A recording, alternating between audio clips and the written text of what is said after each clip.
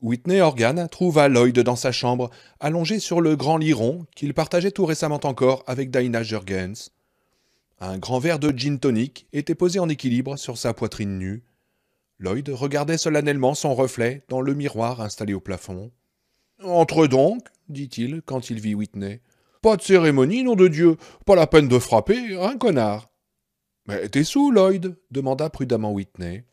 Oh non, pas encore, mais ça vient. Et lui, il est là demanda Whitney. Qui? Le chef, sans peur et sans reproche fit Lloyd en s'asseyant. Oh, il est sûrement quelque part, le joyeux promeneur de minuit. Il éclata de rire et se recoucha. Tu ferais mieux de faire gaffe à ce que tu dis, murmura Whitney. Tu sais bien qu'il faut pas secouer le bateau quand. On va te faire foutre, le coupa Lloyd. Et souviens-toi de ce qui est arrivé à Ekdrogan et à Stellerton. Oh, t'as raison, mon gars, dit Lloyd. Les murs ont des oreilles. Ces putains de murs ont des oreilles. T'as déjà entendu dire ça, non? Oui, une ou deux fois, répondit Whitney. Mais ici c'est vrai, Lloyd. Oh, tu parles, répondit-il. Lloyd se rassit d'un seul coup et lança son verre à travers la pièce. Et d'un pour la femme de chambre, hein, pas vrai, Whitney? Est-ce que t'es sûr que ça va, Lloyd? Oh, je me sens en pleine forme. Tu veux un gin tonic? Whitney hésita un instant. Non, je n'aime pas le gin tonic sans citron vert. Espèce d'andouille, dit Lloyd.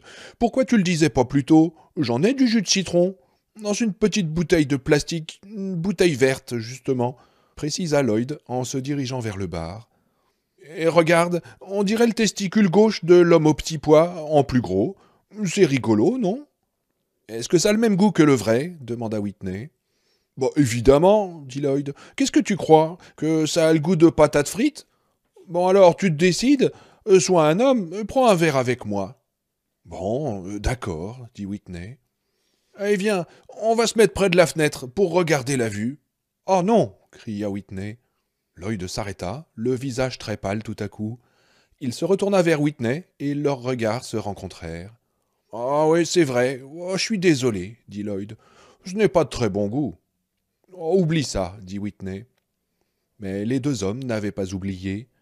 La femme que Flagg leur avait présentée comme son épouse avait justement fait un splendide plongeon la veille.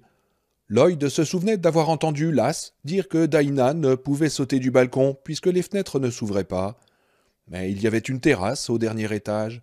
Probablement que les anciens patrons étaient convaincus que les très gros joueurs, qui pouvaient se permettre de louer une suite au dernier étage, n'auraient jamais envie de piquer une tête dans le vide. Des futés, ces gars-là. Lloyd prépara un gin tonic pour Whitney, puis ils s'assirent et burent en silence. Dehors, le soleil se couchait en embrasant le ciel. Finalement, Whitney se mit à parler si bas qu'on l'entendait à peine. Est-ce que tu crois qu'elle a plongé toute seule? Lloyd haussa les épaules. Qu'est-ce que ça peut foutre? Répondit-il. Oui, je crois qu'elle a plongé.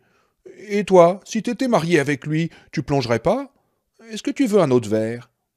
Whitney regarda le sien et vit avec surprise qu'il était vide. Il le tendit à Lloyd, qui l'apporta au bar. Lloyd servait l'alcool à main levée, et il avait la main lourde. Whitney commençait à se sentir agréablement bourré. Ils continuèrent à boire en silence en regardant le coucher du soleil. Bon alors, qu'est-ce que tu sais de ce type, ce Tom Cullen demanda finalement Whitney. Oh, rien, dit Lloyd. Que dalle, zéro touron, j'en sais rien. Et Barry non plus ne sait rien. Rien sur la 40, rien sur la 30, rien sur la 2 et la 74, et rien sur la 15. Rien sur les petites routes non plus. On a tout quadrillé et rien de rien. Il est quelque part dans le désert, et s'il continue à bouger seulement la nuit, s'il sait comment marcher vers l'est, il va passer à travers. Qu'est-ce que ça peut foutre, de toute façon? Qu'est-ce qu'il peut leur raconter? Je sais pas, dit Whitney. Moi non plus, dit Lloyd. Laissons-le s'en aller, voilà ce que je dis. Whitney ne se sentait pas très à l'aise. Une fois de plus, Lloyd était dangereusement près de critiquer le patron. Quant à lui, il était de plus en plus pompette. Tant mieux. Peut-être trouverait-il bientôt le courage de dire ce qu'il était venu dire. Je vais te dire quelque chose, fit Lloyd en se penchant en avant. Il perd sa forme, si tu veux savoir. On approche de la fin, et il perd sa forme. Personne pour le réchauffer au vestiaire. Lloyd, je... commença Whitney. Un autre demanda Lloyd. Oh, si tu veux, répondit Whitney. Lloyd prépara 2 autres verres. Il entendit un à Whitney, qui frémit de la tête aux pieds en avalant la première gorgée. C'était du gin presque pur. « Oh oui, il perd sa forme, » dit Lloyd, qui avait gardé le fil de ses idées. « D'abord Daïna, ensuite ce type, Cullen, et sa propre femme, si c'était sa femme, qui fait le plongeon. Est-ce que tu crois que son numéro de voltige aérienne faisait partie du jeu ? » « On ferait peut-être mieux de ne pas en parler, » dit Whitney. « Et la poubelle, » continua Lloyd. « Regarde ce qu'il a fait, tout seul comme un grand. Des amis comme ça, on peut s'en saper. On peut s'en passer, je veux dire. » « Je comprends rien du tout, » continua Lloyd en secouant la tête. « Tout allait tellement bien, jusqu'à cette nuit-là, où il est venu nous annoncer que la vieille dame était morte dans la zone libre. Il a dit que le dernier obstacle était maintenant écarté, mais c'est à ce moment-là que les choses ont commencé à tourner en eau de boudin. »« Lloyd, » dit Whitney, « je crois vraiment que nous ne devrions pas... » »« Je ne sais pas trop, » le coupa Lloyd. « Nous pourrons sans doute lancer une attaque terrestre au printemps prochain, mais sûrement pas avant. Et au printemps, qu'est-ce qu'ils auront concocté là-bas, tu sais, toi ? On devait leur tomber dessus avant qu'ils aient le temps de préparer des petites surprises, mais c'est impossible maintenant. Et en plus, doux Seigneur Jésus sur son trône, la poubelle est lâchée dans la nature. Il se balade dans le désert, et je suis sûr que... » « Lloyd, » le coupa Whitney d'une voix étranglée, « écoute-moi. » Lloyd se pencha en avant, inquiet. « Quoi ? Qu'est-ce qui va pas, mon pote ? » « J'étais pas sûr d'avoir le courage de te demander, » répondit Whitney en serrant très fort son verre. « Lass, Ronnie, Jenny et moi, on se barre. Est-ce que tu veux venir ? Dois être complètement dingue de te dire ça, toi qui es tellement copain avec lui. »« Vous vous barrez ? » demanda Lloyd. « Où ça ? » ?»« En Amérique du Sud, je crois, » répondit Whitney. « Vers le Brésil, ça devrait être assez loin. » Il s'arrêta, hésita, puis se lança, tête baissée. « Beaucoup de gens sont partis. Bon, enfin, peut-être pas beaucoup, mais pas mal quand même, et de plus en plus tous les jours. Ils ne croient plus que Flagg peut s'en sortir. Certains vont au nord, vers le Canada, mais j'ai pas envie de me les geler. Je dois absolument foutre le camp. J'irais bien à l'est si je croyais qu'ils m'acceptent, et si j'étais sûr de pouvoir passer. » Whitney s'arrêta tout à coup et regarda Lloyd d'un air malheureux, comme un homme qui pense être allé beaucoup trop loin. « Oh, t'en fais pas, » dit doucement Lloyd. « Je vais pas aller te moucharder, mon pote. »« C'est que, » commença Whitney, « tout va mal ici, maintenant. »« Et quand est-ce que tu comptes t'en aller ?» demanda Lloyd. Whitney le regarda avec des yeux méfiants. « Oh, oublie la question. Tu veux un autre verre ?»« Non, pas tout de suite, » dit Whitney. « Moi, je vais m'en prendre un. » Et Lloyd se dirigea vers le bar. « Moi, je pourrais pas, » dit-il, le dos tourné. « Tu pourrais pas quoi ?» demanda Whitney.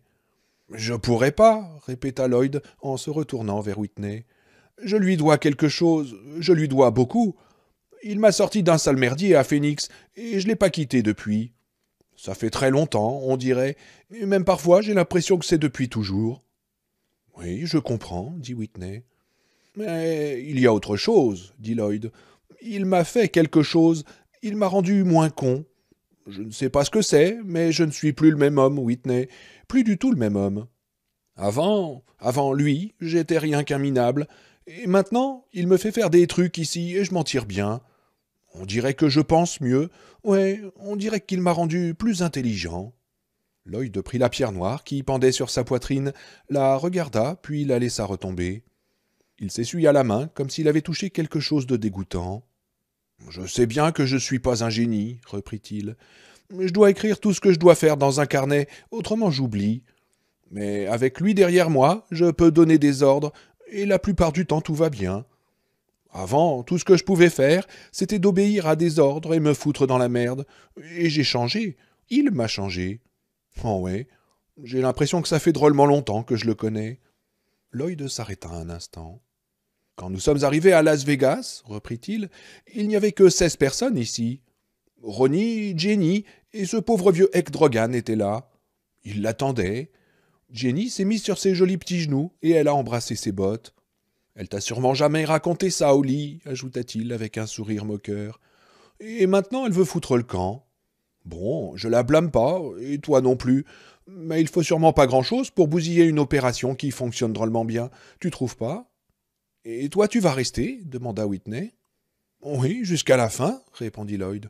La sienne ou la mienne, je lui dois ça. Il n'ajouta pas qu'il avait encore suffisamment confiance en l'homme noir pour penser qu'il était plus que probable que Whitney et les autres finiraient sur des croix. Il y avait autre chose encore. Ici, il était le second de Flagg. Que serait-il au Brésil? Whitney et Ronnie étaient plus intelligents que lui. Lass et lui se retrouveraient en bas de l'échelle, une perspective qui n'était pas de son goût. Autrefois, il n'y aurait pas vu d'inconvénient, mais les choses avaient changé. Et quand votre tête change, découvrait-il peu à peu, elle change généralement pour toujours. Enfin, on va peut-être tous s'en tirer au bout du compte, dit Whitney sans grande conviction.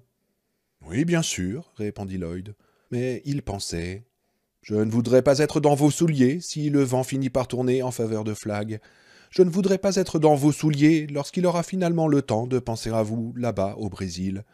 Une croix, ce sera peut-être alors le moindre de vos soucis. Lloyd leva son verre. Un toast, Whitney? Whitney leva lui aussi son verre. Que tout le monde s'en tire bien, dit Lloyd. C'est ce que je souhaite, que tout le monde s'en tire bien. Là, je suis avec toi, tu peux me croire, répondit Whitney. Whitney s'en alla peu après. Lloyd continua à boire. Il perdit connaissance vers 9h30 et dormit d'un sommeil pesant sur le lit circulaire. Pas de rêve, ce qui valait presque le prix de la gueule de bois du lendemain. Quand le soleil se leva le 17 septembre, Tom Cullen s'arrêta un peu au nord de Gunlock, dans l'Utah. Il faisait assez froid pour que son haleine forme un petit nuage blanc devant sa bouche. Il avait les oreilles gelées, mais il se sentait bien. Il était passé tout près d'une mauvaise route pleine d'ornières la nuit précédente, et il avait vu 3 hommes assis autour d'un petit feu de camp. Ils étaient tous les 3 armés.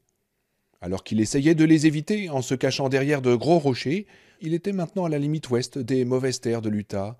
Il avait fait tomber des cailloux au fond du lit d'une rivière à sec. Du pipi tout chaud s'était mis à couler le long de ses jambes, mais il lui avait fallu plus d'1 heure pour se rendre compte qu'il avait fait dans sa culotte comme un petit garçon. Les 3 hommes s'étaient retournés, 2 avaient épaulé leurs armes. Tom était bel et bien caché, une ombre parmi les ombres, la lune s'était dissimulée derrière un récif de nuages. Si elle choisissait ce moment pour sortir... Ça doit être un cerf, dit le premier, mais il y en a partout. On devrait peut-être aller voir, dit le deuxième. Oh, fous-toi le pouce dans le cul, dit le troisième, ce qui mit un point final à leur tergiversation. Ils s'étaient rassis, et Tom avait continué à ramper prudemment, regardant leur feu de camp s'éloigner avec une lenteur désespérante. Encore 1 heure, et il ne fut plus qu'une lueur derrière lui. Finalement, il disparut, et Tom se sentit soulagé d'un énorme poids. Il commençait à se croire en sécurité. Il était toujours à l'ouest, et il n'était pas assez bête pour ne pas rester prudent. Oh putain, non. Mais le danger ne semblait plus aussi épais. Il n'avait plus l'impression d'être encerclé par les Indiens ou des bandits de grand chemin. Et maintenant, alors que le soleil se levait, il se roula en boule au milieu des buissons et se prépara à dormir. « Faut que je trouve des couvertures, pensa-t-il. Il commence à faire froid. » Puis le sommeil s'empara de lui, soudainement, complètement, comme il le faisait toujours. Il rêva de Nick. La poubelle avait trouvé ce qu'il voulait. Il avançait dans un couloir souterrain, un couloir aussi noir qu'un puits de mine. Dans sa main gauche, il tenait une torche électrique. Dans la droite, un revolver, car ce n'était pas très rassurant par ici. Il avançait à bord d'une voiturette électrique qui roulait silencieusement dans le large corridor, avec un ronronnement grave à peine audible. Derrière le siège du conducteur se trouvait un grand plateau destiné à recevoir des marchandises, et sur le plateau, une ogive nucléaire. Elle était lourde. La poubelle n'avait aucune idée de son poids, mais il avait été incapable de la faire bouger à la main. C'était un long cylindre, froid. En passant la main sur sa surface courbe, il avait eu du mal à croire qu'un bout de métal aussi froid, aussi mort, puisse dégager autant de chaleur. Il avait trouvé l'ogive vers 4 heures du matin. Il était revenu au garage et s'était muni d'un palan à chaîne qu'il avait ensuite installé au-dessus de l'ogive. 90 minutes plus tard, elle reposait douillettement sur la voiturette électrique, nez en l'air, son nez sur lesquels des chiffres étaient peints au pochoir. A 16 14 10 USAF. Les pneus pleins de la voiturette s'étaient sensiblement écrasés quand il l'avait installée. Il arrivait maintenant au bout du couloir. Juste devant lui se trouvait le gros monte-charge dont les portes étaient restées ouvertes. Il aurait été bien assez gros pour emporter la voiturette, mais naturellement il n'y avait pas d'électricité. La poubelle était descendue par l'escalier. Il avait apporté le palan par le même chemin, mais il ne pesait pas très lourd comparé à l'ogive. 70 kilos à peu près, pas beaucoup plus en tout cas. Pourtant, lui faire descendre les 5 étages par l'escalier avait été un sacré boulot. Mais maintenant, comment allait-il remonter ces 5 étages avec l'ogive? Avec un treuil à moteur, murmura une voix dans sa tête. Assis sur son siège, éclairant au hasard autour de lui, la poubelle hocha la tête. Oh oui, naturellement, c'était la solution, avec un treuil. Installer un moteur à essence tout en haut et faire monter l'ogive étage par étage s'il le fallait. Oui, mais où trouver une chaîne de 150 mètres? Nulle part, probablement. Mais il pourrait souder ensemble plusieurs chaînes. Mais est-ce que les soudures tiendraient? Difficile à dire. Et même si elles tenaient, combien de fois l'escalier changeait-il de sens en montant jusqu'au rez-de-chaussée? Il sauta de la voiturette et caressa la surface lisse de l'ogive mortelle dans l'obscurité silencieuse. L'amour lui indiquerait le moyen. Laissant l'ogive sur la voiturette, il remonta l'escalier pour voir ce qu'il pourrait trouver. Dans une base comme celle-là, il devait y avoir un peu de tout. Il allait sûrement mettre la main sur ce qu'il lui fallait. Il monta 2 étages et s'arrêta pour reprendre son souffle. Et c'est alors qu'il se posa tout à coup une question. Est-ce que j'ai été exposé aux radiations?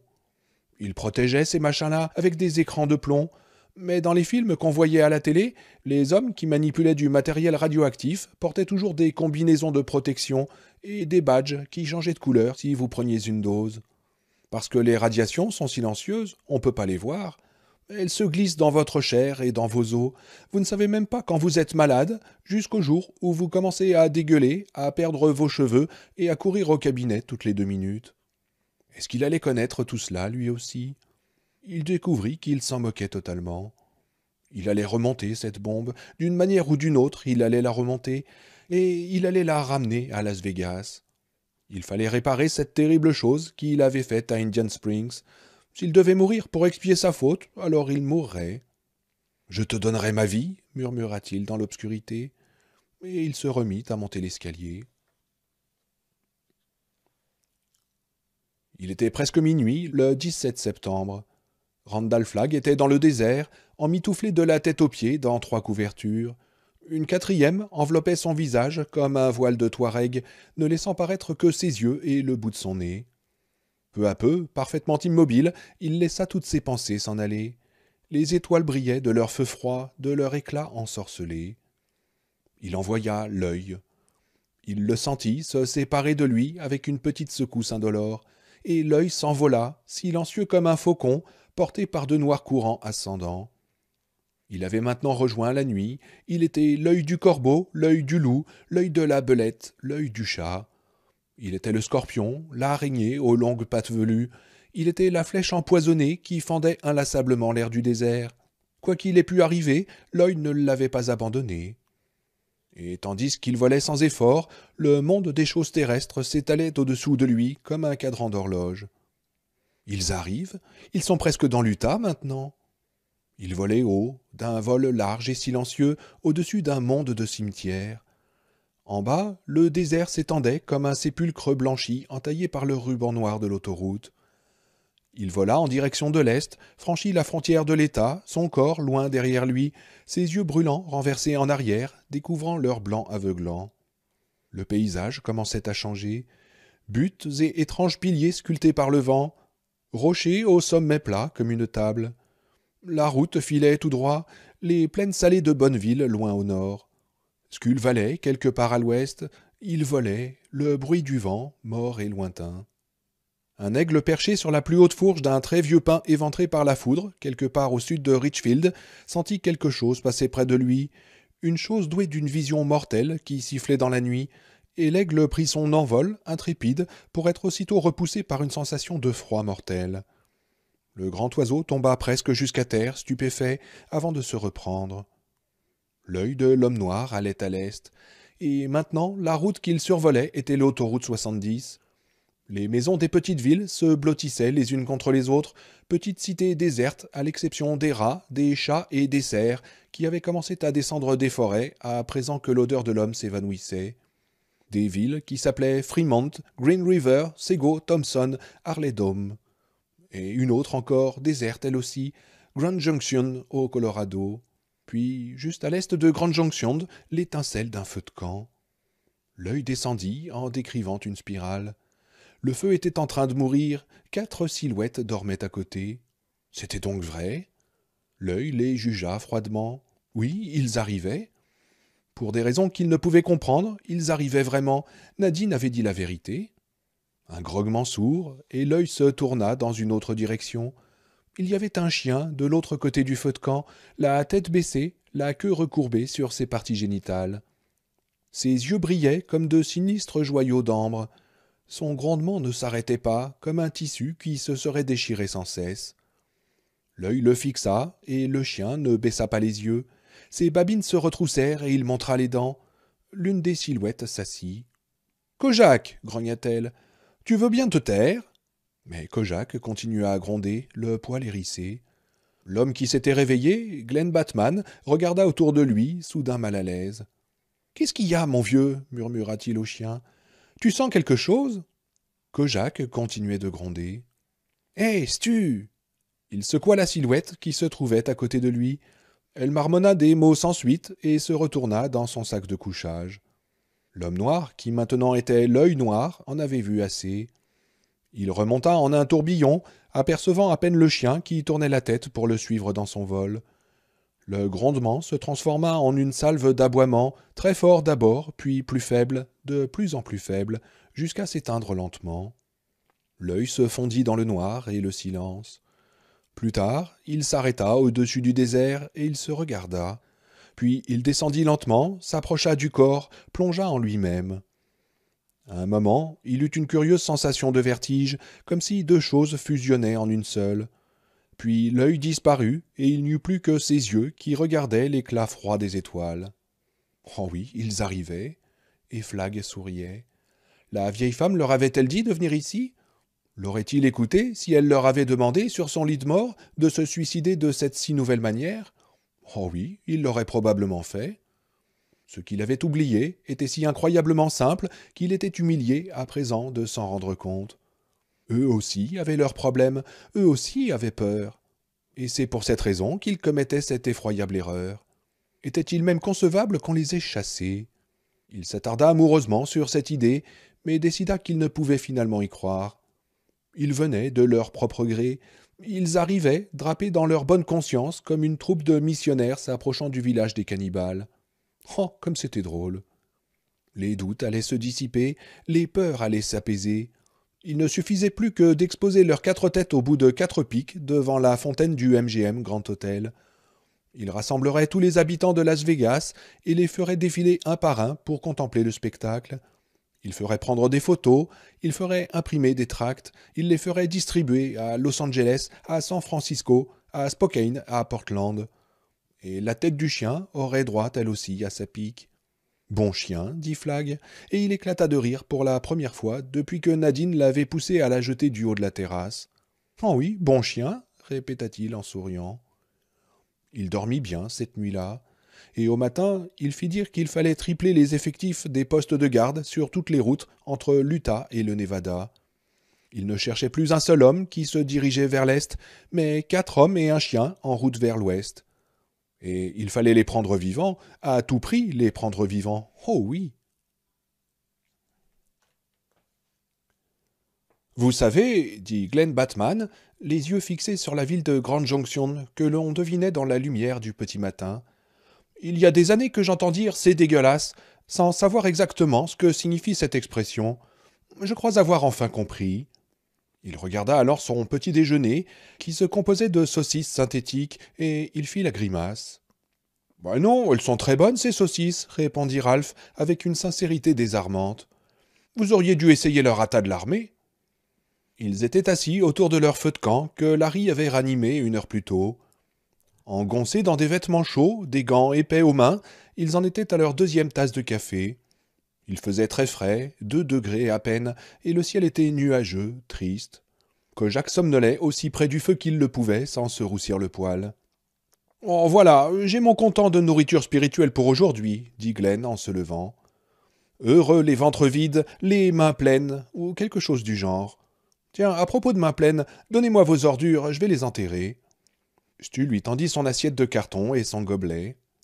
Ça vous fait du bien de marcher, vous trouvez pas le prof? Je suis sûr que vous n'avez jamais été aussi en forme depuis que vous n'avez plus 20 ans. Oh, tu veux dire 70? Renchérit Larry en éclatant de rire.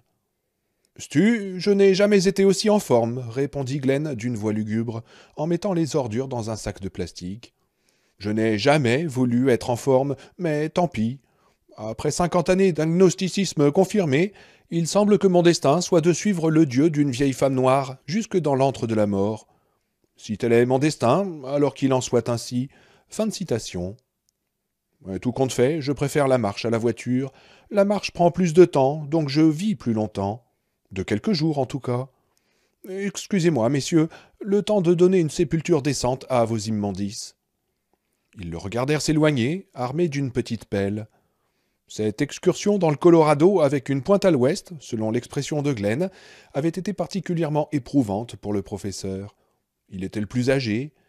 Ralph était son cadet de 12 ans, mais il avait su faciliter les choses pour les autres avec son humour et son ironie. Et le bonhomme semblait en paix avec lui-même. Le fait qu'il puisse continuer ainsi jour après jour impressionnait beaucoup les autres. Il avait 57 ans, et Stu l'avait vu faire craquer les articulations de ses doigts ces 3 ou 4 derniers jours, surtout le matin quand il faisait froid, et il grimaçait de douleur. « Ça fait mal ?» lui avait demandé Stu hier, après la première heure de marche. « L'aspirine est faite pour ça » avait répondu Glenn. « C'est de l'arthrite, vous savez, mais elle n'est pas aussi méchante qu'elle le sera sans doute dans 5 ou 7 ans. Et franchement, mon cher Texan, je ne m'accorde pas une telle espérance de vie. »« Vous croyez vraiment qu'il va nous prendre ?» avait demandé Stu. Et Glenn Batman avait alors répondu une étrange chose. « Je ne crains aucun mal. » Et la conversation avait pris fin sur cette phrase. Il entendait maintenant le professeur creuser la terre gelée en grommelant quelques gros mots. « C'est un sacré type, hein ?» demanda Stu à Larry. « Oh oui, tu peux le dire, » répondit Larry. « J'ai toujours cru que ces professeurs étaient un peu chochottes, mais celui-là ne l'est sûrement pas. Tu sais ce qu'il m'a dit quand je lui ai demandé pourquoi il ne balançait pas les ordures dans le fossé? Que ce n'était pas la peine de recommencer ce genre de conneries, que nous avions déjà pas mal pioché dans la vieille merde d'autrefois. » Kojak se leva et partit au petit trot voir ce que Glenn était en train de faire. La voix du professeur flotta jusqu'à eux. « Eh ben, te voilà enfin, grosse crotte paresseuse. Je commençais à me demander où t'étais parti. Est-ce que tu veux que je t'enterre, toi aussi ?» Larry sourit et défit le podomètre qu'il portait à la ceinture. Il s'était procuré ce petit instrument dans un magasin d'articles de sport de Golden. Vous le réglez à la longueur de votre pas, puis vous glissez la pince de l'instrument sur votre ceinture. Tous les soirs, Larry notait la distance qu'ils avaient parcourue dans la journée sur une feuille déjà passablement froissée. « Est-ce que je peux voir ta feuille ?» demanda Stu. « Naturellement, » dit Larry. En haut de la page, Larry avait écrit en lettres d'imprimerie « Boulder, Las Vegas, 1241 km ». Et en dessous, « 6 septembre, 45 km, total 45. 7 septembre, 43 km, total 88. 8 septembre, 42 km, total 131. 9 septembre, 45 km, total 176. 10 septembre, 44 km, total 221. 11 septembre, 46 km, total 268. 12 septembre, 46 km, total 314. 13 septembre, 47 km, total 362. 14 septembre, 51 km, total 413. 15 septembre, 52 km, total 466. 16 septembre, 57 km, total 523. 17 septembre, 59 km, total 582.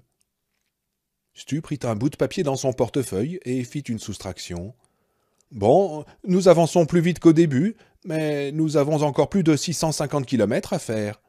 Merde, nous n'avons même pas fait la moitié du chemin. »« C'est normal qu'on aille plus vite, » dit Larry. « On descend maintenant. Et Glenn a raison, tu sais. Pourquoi se dépêcher? Le type va nous massacrer dès qu'on arrivera là-bas. »« Oh, moi j'y crois pas, » dit Stu. « Nous allons peut-être mourir, c'est d'accord, mais ça va pas du tout être facile pour lui. La partie n'est pas gagnée d'avance. Mère Abigail ne nous aurait pas dit de partir si nous allions simplement nous faire tuer sans que ça serve à rien du tout. C'est impossible. Je ne pense pas que ce soit elle qui nous ait dit de partir, répondit Larry d'une voix tranquille. Le podomètre de Larry fit 4 clics lorsqu'il le régla pour le début de la journée. Stu jeta de la terre sur ce qui restait du feu de camp, et le petit rituel du matin se poursuivit. Ils étaient depuis 12 jours sur la route, et Stu avait l'impression que cette routine allait durer toujours. Glenn se plaindrait de la nourriture, pour rire naturellement. Larry noterait les kilomètres parcourus sur sa feuille froissée.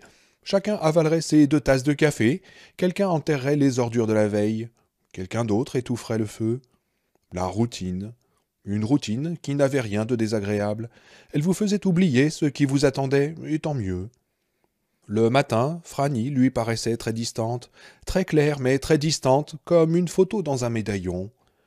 Le soir, lorsque la nuit était tombée et que la lune avait repris sa place dans le ciel, elle paraissait très proche au contraire. Proche au point d'avoir l'impression de pouvoir la toucher. Et naturellement, c'était là le bobo. C'était dans ces moments que sa foi en Mère Abigail se transformait en un doute amer, qu'il aurait voulu tous les réveiller et leur dire qu'ils étaient fous de faire ce voyage, qu'ils étaient armés de lances de caoutchouc pour renverser un moulin à vent mortellement dangereux, qu'il ferait mieux de s'arrêter à la prochaine ville, de trouver des motos et de revenir, qu'il ferait mieux de profiter d'un peu de lumière et d'un peu d'amour pendant qu'il était encore temps, car Flag n'allait pas leur en laisser le loisir. Mais c'était la nuit. Au matin, il lui paraissait juste de poursuivre la route. Il regardait Larry et se demandait s'il avait pensé à sa Lucie tard hier soir, s'il avait rêvé d'elle, s'il aurait voulu... Mais Glenn revenait. Il grimaçait un peu en marchant. Kojak gambadait à côté de lui. « Allez, on va les avoir, dit Glenn. Pas vrai, Kojak ?» Kojak remua la queue. « Mon chien vous dit, suce à l'ennemi. Oui, c'est ça qu'il a dit. Allez, à Las Vegas, traduisit Glenn avec un sourire égrillard. Allons-y. » Ils escaladèrent le talus et se retrouvèrent sur la nationale 70 qui descendait vers Grande Jonction. Une nouvelle journée de marche venait de commencer. En fin d'après-midi, une pluie glaciale se mit à tomber et la conversation perdit de son entrain. Larry marchait seul, les mains dans les poches. Au début, il pensa à Harold, dont ils avaient trouvé le cadavre 2 jours plus tôt.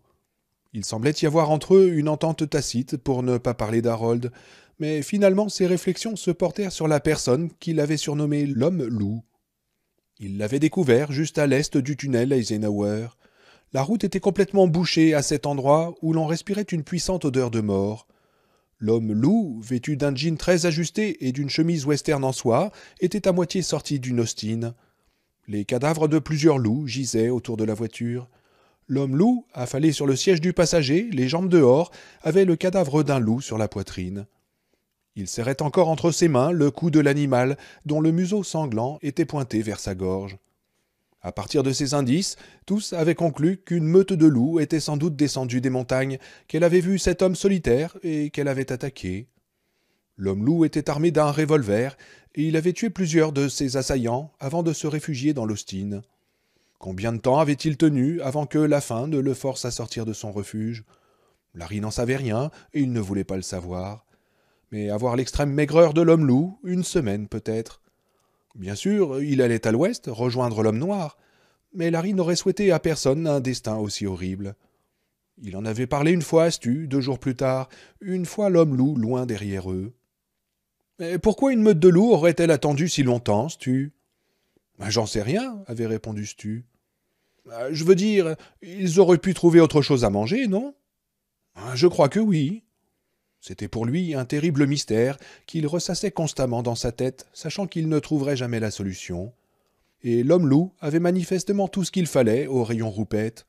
Poussé par la faim et la soif, il avait fini par ouvrir la portière. Un loup lui avait sauté à la gorge, mais l'homme-loup l'avait étranglé avant de mourir. Larry et ses compagnons s'étaient encordés pour la traversée du tunnel, et dans ce noir horrible, Larry s'était alors souvenu d'un autre tunnel, le tunnel Lincoln. Si ce n'est qu'il n'était plus hanté par le souvenir de Rita Blackmore, mais par le visage de l'homme noir figé dans un dernier hurlement quand lui et son agresseur s'étaient entretués. Les loups avaient-ils été envoyés pour tuer cet homme?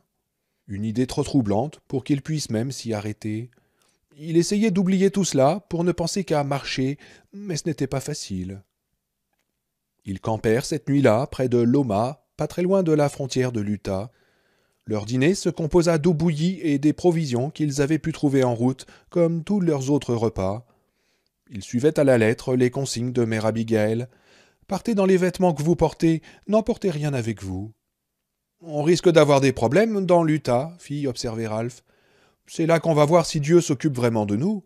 Il y a un bout de route, plus de 150 kilomètres, sans un seul village, sans une station-service et sans un restaurant. » Cette perspective ne semblait pas le déranger particulièrement. « Y a-t-il de l'eau » demanda Stu. « Oh, pas tellement non plus, » répondit Ralph en haussant les épaules. « Bon, mais je crois que je vais aller me coucher. » Larry suivit son exemple. Glenn resta pour fumer sa pipe. Stu avait encore quelques cigarettes et décida d'en fumer une. Les deux hommes restèrent silencieux quelque temps. « Vous en avez fait un bout depuis votre New Hampshire, le prof, » dit enfin Stu. « Votre Texas n'est pas la porte à côté non plus, » répondit Glenn. « Non, pour sûr, » acquiesça Stu avec un sourire. « Franny vous manque beaucoup, je suppose, » dit Glenn. « Oui, » répondit-il, « et je me fais du souci pour le bébé, surtout la nuit. » Glenn tira sur sa pipe. « Vous ne pouvez rien y changer, Stuart. »« Oh, je sais, » dit-il, « mais je m'inquiète quand même. »« Oui, évidemment, » dit Glenn. Il vida sa pipe sur une pierre. « Il m'est arrivé quelque chose de bizarre la nuit dernière. J'ai essayé toute la journée de savoir si c'était la réalité, si c'était un rêve ou autre chose. »« Qu'est-ce que c'était » demanda Stu. « Eh bien, je me suis réveillé en pleine nuit, » dit Glenn. « Kojak grognait. Il était sans doute plus de minuit, car le feu était presque éteint. Kojak était de l'autre côté du feu, le poil du cou tout hérissé. Je lui ai dit de se taire, mais il ne m'a même pas regardé. Il regardait quelque chose sur ma droite. J'ai pensé un instant que c'était peut-être des loups. Depuis que nous avons vu ce type que Larry appelle l'homme-loup. « Ah oui, c'était pas très joli, » dis Stu. « Mais il n'y avait rien, » reprit Glenn. « J'ai de bons yeux pourtant. Et Kojak grognait, et il n'y avait rien. »« Peut-être qu'il sentait quelque chose, c'est tout, » dis Stu. « Oui, peut-être, » reprit Glenn, « mais je n'en suis pas encore arrivé au plus étrange. Au bout de quelques minutes, j'ai commencé à me sentir, comment dire, vraiment très bizarre. J'avais l'impression qu'il y avait quelque chose juste à côté du talus de l'autoroute et que cette chose me regardait, nous regardait tous. J'avais l'impression que je pouvais presque la voir, que si je clignais les yeux de la bonne manière, j'allais la voir. Mais je ne voulais pas, parce que j'avais l'impression que c'était lui. J'avais l'impression que c'était Flag. « Bon, ce n'était rien, probablement, » dit Stu après un moment de silence. « Pourtant, j'avais vraiment l'impression qu'il y avait quelque chose, et Kojak aussi. »« Bon, » dit Stu, « supposons qu'il était en train de nous regarder, et qu'est-ce qu'on peut y faire ?»« Rien, » répondit Glenn, « mais je n'aime pas ça. Je n'aime pas qu'il soit capable de nous regarder, si c'est bien ce qu'il a fait. Ça me fout une trouille à chier dans mon froc, si vous me passez l'expression. » Stu tira une dernière bouffée, écrasa soigneusement sa cigarette sur une pierre, mais ne semblait pas encore prêt à retrouver son sac de couchage. Il regardait Kojak, qui les observait couchés auprès du feu, le museau posé entre ses pattes. « Comme ça, Harold est mort » dit enfin Stu. « Oui, » dit Glenn. « C'est un beau gâchis, » reprit Stu. « Un gâchis pour Suzanne et pour Nick. Un beau gâchis pour lui aussi, sans doute. »« Oui, vous avez raison, » dit Glenn. Il n'y avait rien d'autre à dire. Ils étaient tombés sur Harold et sur sa pitoyable déclaration de moribond le lendemain du jour où ils avaient traversé le tunnel Eisenhower. Nadine et lui étaient certainement passés par le col Lowland, puisqu'Harold avait encore sa triomphe, ce qu'il en restait en tout cas, et qu'il aurait été impossible, comme l'avait dit Ralph, de passer avec une poussette dans le tunnel Eisenhower. Les busards avaient joliment nettoyé le cadavre, mais Harold tenait encore son carnet à couverture plastifiée dans sa main. Le 38 était planté dans sa bouche comme une grotesque sucette. Il n'avait pas enterré Harold. Stu avait quand même retiré le pistolet avec une extrême douceur. De voir avec quelle efficacité l'homme noir avait détruit Harold, avec quelle insouciance il l'avait repoussé une fois son rôle joué, Stu n'en avait que davantage détesté Flag. Il avait l'impression qu'eux-mêmes s'étaient lancés dans une idiote croisade de pastoureaux. Il savait qu'il leur fallait continuer, mais le cadavre d'Harold, avec sa jambe fracassée, revenait le hanter, comme la grimace immobile de l'homme-loup hantait Larry. Et il avait compris qu'il voulait rendre à Flag la monnaie de sa pièce, le faire payer pour Harold, pour Nick, pour Suzanne. même s'il était de plus en plus convaincu qu'il n'aurait jamais cette chance. « Mais t'as intérêt à faire gaffe, pensait-il. T'as intérêt à faire gaffe. Si je t'attrape, salopard, je t'étrangle. » Glenn se leva sans pouvoir s'empêcher de faire une petite grimace. « Je vais me coucher, le Texan. Ne vous vexez pas, mon cher, mais cette soirée me paraît sinistre. »« Et l'arthrite ?» demanda Stu. « Oh, ça va pas trop mal, » répondit Glenn avec un sourire. Mais il boitait quand il partit se coucher. Stu se dit qu'il ferait mieux de ne pas fumer une autre cigarette. Au rythme de 2 ou 3 par jour, sa provision serait épuisée d'ici la fin de la semaine. Puis il en alluma une autre quand même. Il ne faisait pas trop froid ce soir. Cependant, il était clair que l'été était bel et bien terminé dans les montagnes. Il se sentait triste, car il avait la certitude de ne plus jamais voir un autre été. Quand celui-ci avait commencé, il travaillait, quand il y avait de l'ouvrage, dans une usine de calculatrices électroniques. Il habitait une petite ville, Arnett, et il passait une bonne partie de son temps à traîner dans la station-service Texaco de Bill Abscombe, où il écoutait les copains papoter sur l'économie, le gouvernement et les temps difficiles. Et Stu se disait maintenant qu'aucun d'entre eux n'avait jamais su ce qu'étaient vraiment les temps difficiles. Il termina sa cigarette, mais la jeta dans le feu. « Fais attention à toi, Franny, petite fille, » murmura-t-il, en se glissant dans son sac de couchage.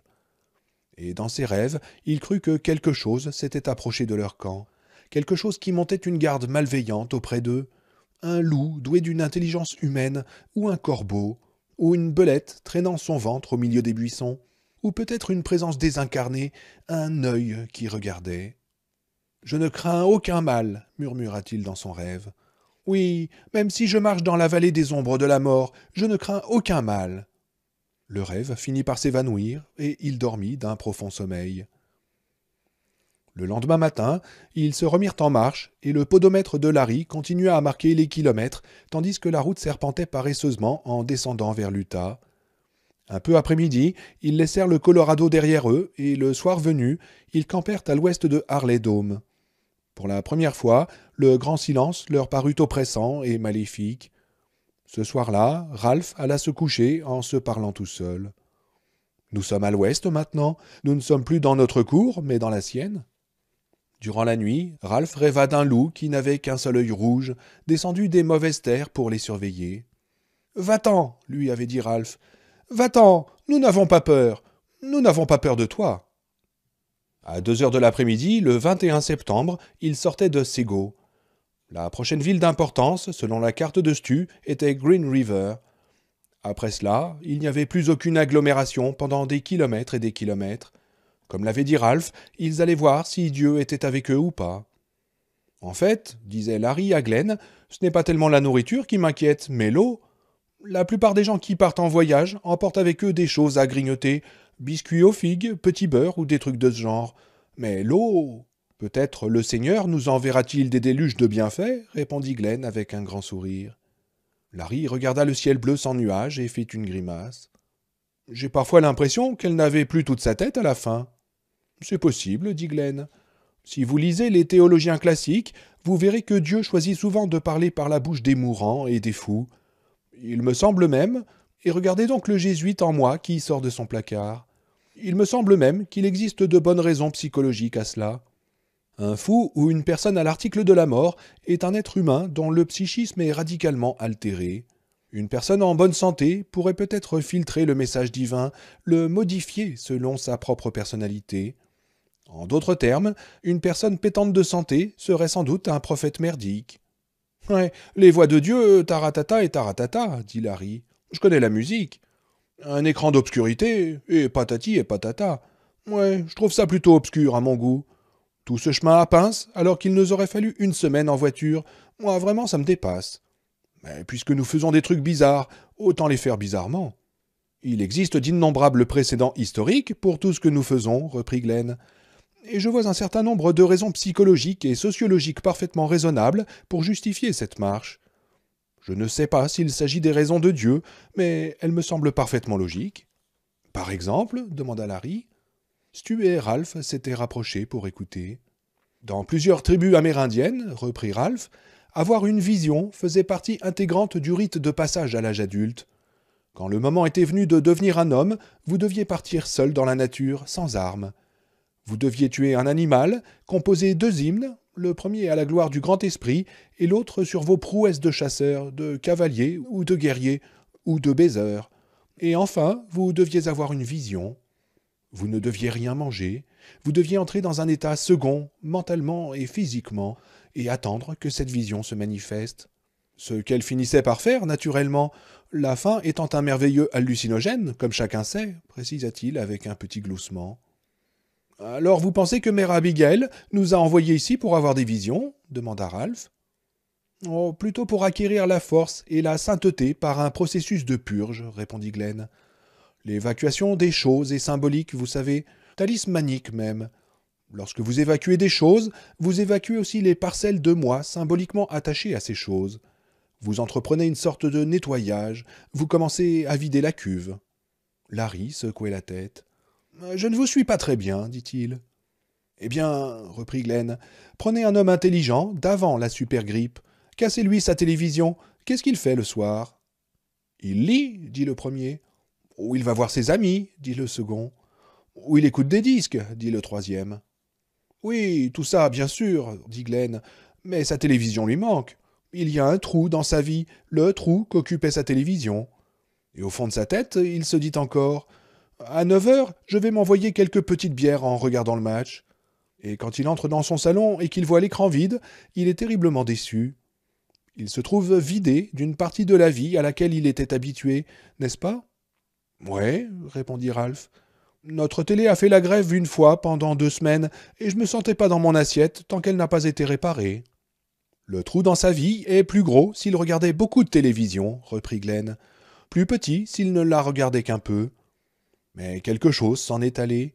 Et maintenant, enlevez-lui tous ses livres, tous ses amis et sa chaîne stéréo. Enlevez-lui toute nourriture, sauf ceux qu'il peut glaner en route. Nous sommes en face d'une évacuation, mais aussi d'une réduction de l'ego. Vos moi, messieurs, se transforment en vitres parfaitement transparentes, ou mieux encore, en verre vide. « Mais pourquoi » demanda Ralph. « Pourquoi tout ce cirque ?»« Si vous lisez la Bible, répondit Glenn, vous verrez qu'il était assez fréquent que les prophètes s'en aillent de temps en temps dans le désert. Visitez le désert en 40 jours et 40 nuits, vous en verrez des choses. Oui, 40 jours et 40 nuits, dit généralement la Bible, expression hébraïque qui signifie en fait « personne ne sait exactement combien de temps il est parti, mais il est resté longtemps absent. Est-ce que ça vous rappelle quelqu'un, peut-être ?»« Oui, bien sûr, Mère Abigail, dit Ralph. »« Et maintenant, reprit Glenn, considérez-vous un moment comme une simple batterie de voiture. C'est la réalité d'ailleurs.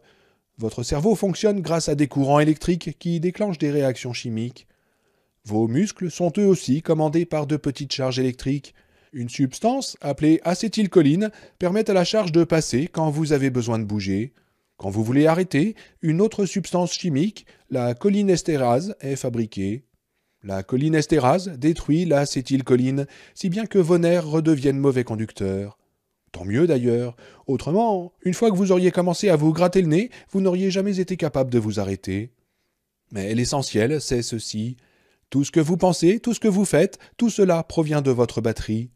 Comme les accessoires électriques d'une voiture utilisent le courant de la batterie. Tous l'écoutaient attentivement. « Regardez la télévision, continuait Glenn. Lire, bavarder avec des amis, faire un bon repas, toutes ces activités utilisent le courant de la batterie. Mener une vie normale, au moins dans ce qui était autrefois la civilisation occidentale, était un peu comme utiliser une voiture équipée de glace électrique, de sièges électriques, de dégivreurs électriques et tout le tremblement. Mais plus vous avez d'accessoires, moins la batterie peut charger. On est d'accord ? » ?»« Oui, répondit Ralph. Une grosse batterie d'Elco ne risque pas de se charger sur une Cadillac. »« Eh bien, c'est ce que nous avons fait, dit Glenn. C'est de nous débarrasser des accessoires. Nous sommes en train de charger nos batteries. »« Mais si vous chargez trop longtemps une batterie, elle explose, dit Ralph, un peu gêné. »« Mais oui, dit Glenn, et c'est la même chose pour les gens. La Bible nous parle d'Isaïe, de Job et d'autres, mais elle ne nous dit pas combien de prophètes sont revenus du désert, la cervelle complètement frite, à la suite de leur vision. J'imagine qu'il y en a eu plus d'un. Mais j'ai un respect certain pour l'intelligence humaine et le psychisme humain, en dépit de quelques erreurs de parcours occasionnelles, comme notre Texan ici présent. « Attention le prof, je mords, grondas-tu. »« Mais oui, dit Glenn. De toute façon, la capacité de l'esprit humain est infiniment supérieure à celle de la plus grosse batterie d'Elko. Je pense que l'esprit humain peut rester en charge presque indéfiniment, et dans certains cas, peut-être même plus qu'indéfiniment. Puis ils marchèrent en silence quelque temps. Est-ce que nous sommes en train de changer demanda Stu. Oui, répondit Glenn. Oui, je pense que nous changeons. Nous avons perdu du poids, ajouta Ralph. Je peux le dire rien qu'en vous regardant. Et moi, j'avais une jolie bouée de sauvetage. Maintenant, je revois le bout de mes orteils. En fait, je peux voir presque tout mon pied. En fait, c'est un état d'esprit. Larry était intervenu tout à coup dans la conversation, et lorsqu'ils le regardèrent, il sembla un peu gêné, mais il continua. J'avais une drôle de sensation, depuis une semaine à peu près, et je n'arrivais pas à la comprendre. Mais c'est peut-être possible maintenant.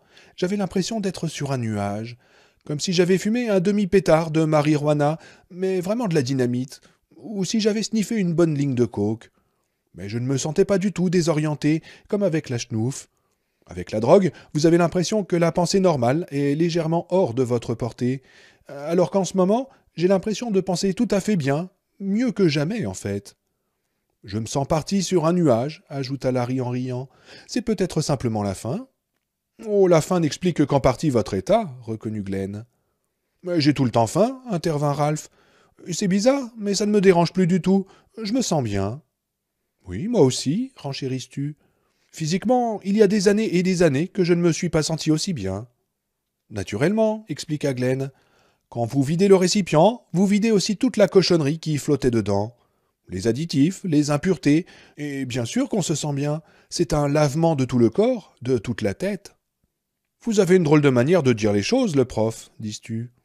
Oh oui, peut-être pas très élégante, mais exact, dit Glenn. Et est-ce que ça va nous aider pour lui demanda Ralph. C'est précisément la raison du lavement, dit Glenn. J'en suis pratiquement convaincu, mais il nous faudra attendre pour le savoir. Ils poursuivirent leur marche. Kojak sortit des buissons et les accompagna quelque temps en faisant claquer ses griffes sur l'asphalte de la Nationale 70. Larry le caressa en ébouriffant ses poils. « Mon vieux Kojak, est-ce que tu savais que nous sommes comme une batterie? Une grosse batterie d'Elko, garantie à vie peut-être ?» Apparemment, Kojak ne le savait pas et ne s'intéressait pas beaucoup à la question, mais il remua la queue pour montrer qu'il était du côté de Larry. Ils campèrent à 25 kilomètres à l'ouest de Sego, et comme pour apporter la démonstration de ce dont ils avaient parlé dans l'après-midi, ils ne trouvèrent rien à manger pour la première fois depuis qu'ils étaient partis de Boulder. Glenn était en possession de ce qu'il leur restait de café soluble dans un sac à ordures, et ils se le partagèrent, buvant au même gobelet. Depuis une quinzaine de kilomètres, ils n'avaient pas vu une seule voiture arrêtée sur la route. Le lendemain matin, 22 septembre, ils arrivèrent devant une Ford qui y avait fait un tonneau. Elle renfermait 4 cadavres, dont ceux de 2 petits-enfants. Ils y trouvèrent 2 boîtes de croquettes pour les chiens et un gros sac de chips. Les croquettes étaient finalement plus appétissantes que les chips qui avaient mal vieilli. Ils les partagèrent en 5. Glenn dut gronder Kojak. « N'avale pas trop vite, Kojak, mauvais chien. Tu as oublié toute ton éducation. Et si tu n'as plus d'éducation, comme je dois bien l'admettre à présent, qu'as-tu fait de ton charme irrésistible ?» Kojak donna plusieurs coups de queue par terre et lança aux croquettes un regard qui montrait de façon raisonnablement concluante qu'il ne tenait plus du tout à se comporter comme un chien du monde. « Bon allez, bouffe et crève, dit Glenn, en donnant à son chien ce qui restait de sa part, une croquette en forme de tigre. Kojak l'avala d'un coup et s'éloigna en reniflant. Larry avait gardé toute sa provision, une dizaine de croquettes, pour la manger sans plus tarder, ce qu'il faisait lentement en rêvant. « Avez-vous remarqué, dit-il, que ces trucs pour chiens ont un vague arrière-goût de citron? Je le savais quand j'étais petit, mais j'avais oublié. » Ralph, qui jonglait distraitement avec ses 2 dernières croquettes, décida d'en avaler une. « Ouais, t'as raison, un petit goût de citron. Ouais, tu sais, j'aimerais bien que Nicky soit là. On aurait eu moins de ces cochonneries, mais tant pis. » Stu hocha la tête. Ils terminèrent leur collation canine et repartirent. Dans l'après-midi, ils tombèrent sur un camion de livraison d'une chaîne de supermarchés. Le camion, qui allait sans doute à Green River, était bien garé sur l'accotement. Le chauffeur était assis derrière le volant, raide comme un piquet. Ils trouvèrent du jambon en boîte à l'arrière, mais aucun d'eux ne semblait avoir grand appétit. Glenn affirmait que leur estomac avait rétréci. Pour Stu, le jambon sentait mauvais, pas avarié, non, trop riche, trop consistant. Ça lui mettait l'estomac à l'envers, et il ne put en manger qu'une seule tranche. Ralph déclara qu'il aurait préféré 2 ou 3 boîtes de croquettes à chien, et ils éclatèrent tous de rire. Même Kojak ne mangea qu'une petite portion avant de repartir à la poursuite d'une odeur. Cette nuit-là, ils campèrent à l'est de Green River, et au petit matin, quelques flocons de neige se mirent à tomber. Ils arrivèrent à l'éboulement un peu après-midi, le 23. Le ciel était couvert depuis le matin et il faisait froid. Assez froid pour qu'il neige, pensa Stu, et pas seulement quelques flocons. Les 4 hommes s'arrêtèrent, Kojak au pied de Glen. Quelque part au nord, un barrage avait sans doute cédé. Ou peut-être était-ce le résultat de plusieurs fortes pluies d'orage durant l'été. En tout cas, la rivière San Rafael, qui était complètement à sec certaines années, avait débordé, emportant une dizaine de mètres de route. Le trou faisait une quinzaine de mètres de profondeur, et ses parois, caillasses et roches sédimentaires, ne semblaient pas très solides. Tout au fond coulait un filet d'eau maussade. « Misère de misère, dit Ralph. Il faudrait prévenir les ponts et chaussées. Regardez par là. Ils tournèrent la tête vers l'endroit que leur montrait Larry. Le paysage désolé commençait à être semé çà et là d'étranges piliers sculptés par le vent. Une centaine de mètres plus loin, au bord de la San Rafael, on voyait un fouillis de glissières de sécurité, de câbles et de dalles d'asphalte. L'une d'elles, sur laquelle était encore visible la ligne médiane, se dressait vers le ciel, où des nuages couraient à toute allure comme un doigt apocalyptique. Glenn regardait l'éboulement, les mains dans les poches, l'air absent. « Vous venez, Glenn » lui demanda Stu à voix basse. « Oui, bien sûr, répondit-il. Du moins, je crois. »« Et votre arthrite » demanda Stu. « Oh, j'ai connu bien pire, répondit-il en essayant un sourire. Mais pour être franc, j'ai connu beaucoup mieux aussi. Il n'avait rien pour s'encorder. Stu descendit le premier, prudemment. Il n'aima pas la manière dont le sol cédait parfois sous ses pieds en petites avalanches de cailloux et de sable. Une fois, il crut qu'il allait perdre prise et glisser jusqu'en bas sur son derrière. D'une main, il avait pu se retenir à une saillie de pierre saine, le temps de trouver un appui pour ses pieds. Kojak était alors passé en bondissant à côté de lui, soulevant de petits nuages de poussière, n'en voyant au fond que quelques cailloux. Un instant plus tard, il était en bas, agitant la queue et aboyant amicalement pour encourager Stu. « C'est ça, fais-moi remarquer, andouille !» grogna Stu, en continuant à descendre.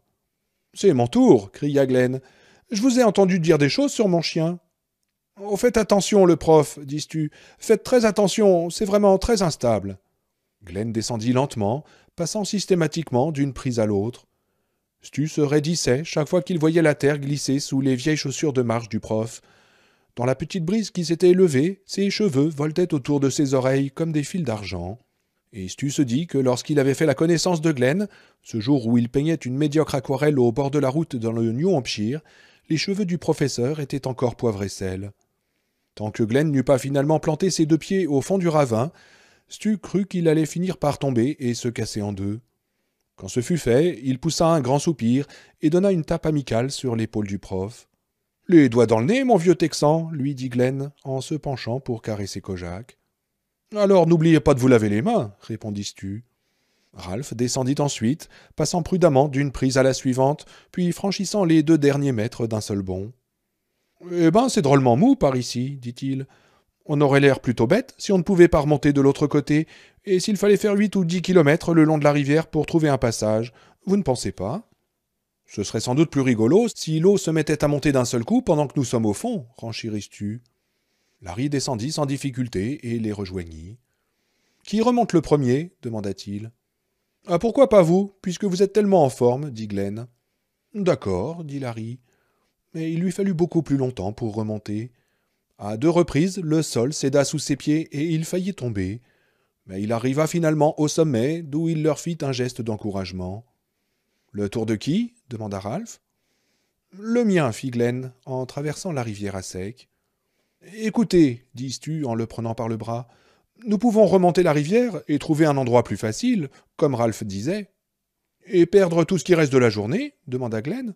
« Quand j'étais enfant, je serais monté là-haut en 40 secondes, et mon pouls n'aurait pas dépassé 70. »« Mais vous n'êtes plus un enfant, Glenn, dit Stu. »« Non, en effet, répondit-il, mais je crois que j'en ai quand même gardé quelque chose. » Et avant que Stu puisse en dire davantage, Glenn était parti.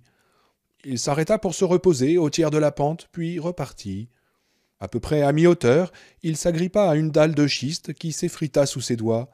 Stu crut qu'il allait débouler jusqu'en bas, cul par-dessus tête, arthritique ou pas. « Merde !» grogna Ralph.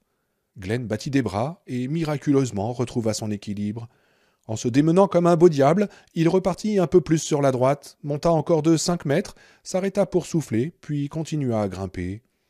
Près du sommet, une pierre sur laquelle il avait posé le pied se détacha, et Glenn serait tombé si Larry n'avait pas été là.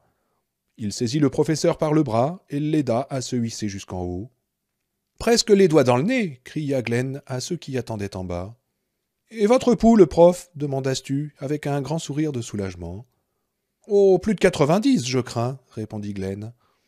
Ralph escalada l'éboulement comme un solide mouflon, assurant chacune de ses prises, déplaçant mains et pieds avec une lenteur calculée. Lorsqu'il arriva au sommet, ce fut le tour de Stu.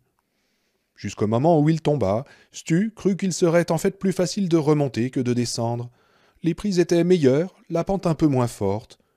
Mais le sol était un mélange de calcaire et de fragments de pierre que les pluies avaient considérablement affaiblis. Sentant que la roche était pourrie, Stu redoubla de prudence. Il était arrivé au sommet lorsque la pierre sur laquelle s'appuyait son pied gauche disparut tout à coup. Il sentit qu'il commençait à glisser. Larry voulut saisir sa main, mais cette fois il manqua son coup. Stu agrippa un morceau d'asphalte de la chaussée qui faisait saillie, mais il céda. Stu le regarda un moment, stupéfait, tandis qu'il commençait à dévaler la pente de plus en plus vite. Il finit par jeter le morceau d'asphalte, et l'image du coyote des dessins animés lui vint à l'esprit. Il ne manquerait plus que ça, pensa-t-il, que j'entende bip bip avant d'arriver en bas. Son genou heurta quelque chose, et un éclair de douleur remonta dans sa cuisse. Il essayait de se retenir à la terre gluante qui défilait devant lui à une vitesse alarmante, mais ne trouvait aucune prise. Il frappa un gros rocher comme une flèche émoussée et fit la roue. Le choc vida d'un seul coup ses poumons, puis Stu tomba en chute libre d'une hauteur d'environ 3 mètres et retomba sur une jambe qu'il entendit se casser. La douleur fut instantanée, terrible. Il cria, culbuta en arrière. Il avait de la terre plein la bouche maintenant. Des cailloux coupants lui éraflaient la figure et les bras. Il retomba sur sa jambe blessée et la sentit casser en un autre endroit. Cette fois, il ne cria pas, il hurla. Il fit les 5 derniers mètres sur le ventre, comme un enfant sur un toboggan. Il s'arrêta enfin, le pantalon rempli de terre, le cœur battant furieusement dans ses oreilles. Il avait l'impression d'avoir un fer rouge dans la jambe. Son blouson et sa chemise étaient remontés jusqu'à son menton. Fracture grave, probablement, pensa-t-il. Douleur très vive, 2 endroits au moins, peut-être davantage. Et le genou s'est déboîté. Larry descendait la pente, en faisant de petits sauts qui semblaient presque une caricature de ce qui venait d'arriver à Stu. Puis il s'agenouilla à côté de lui, lui posant la question que Stu s'était déjà posée. « Est-ce grave ?»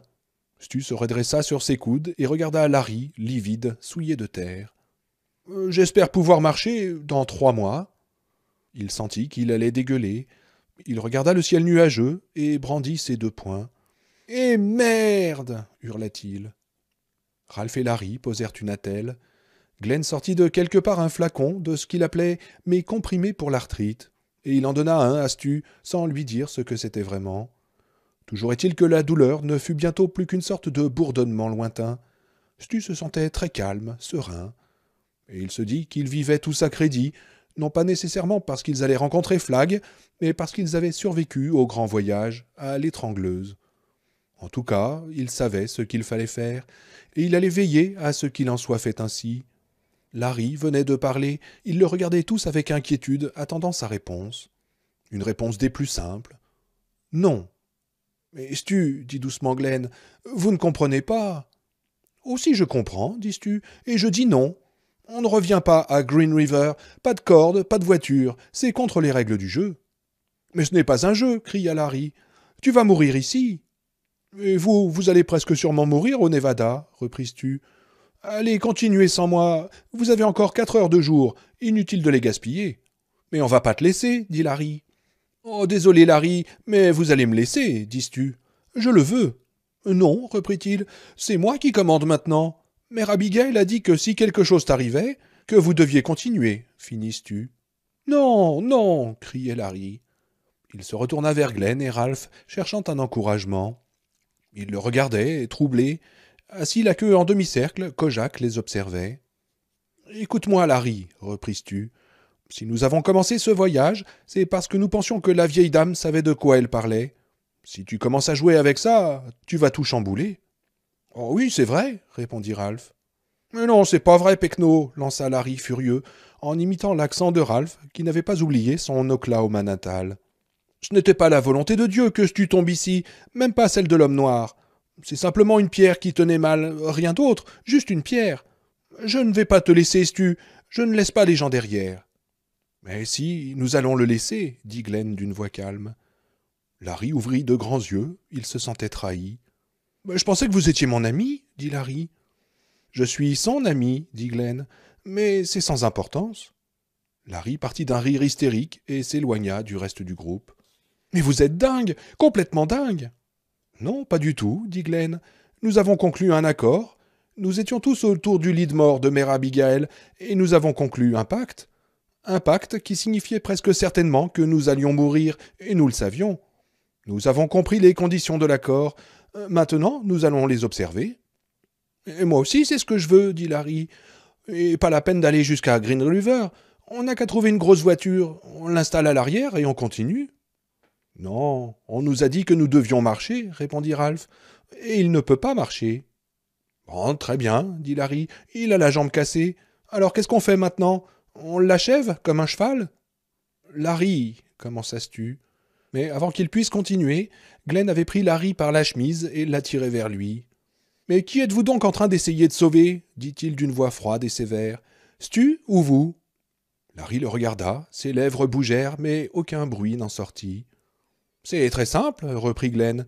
Nous ne pouvons pas rester, et il ne peut pas venir avec nous. »« Mais je ne peux pas accepter ça, murmura Larry, dont le visage était affreusement pâle. »« C'est une épreuve, dit tout à coup Ralph.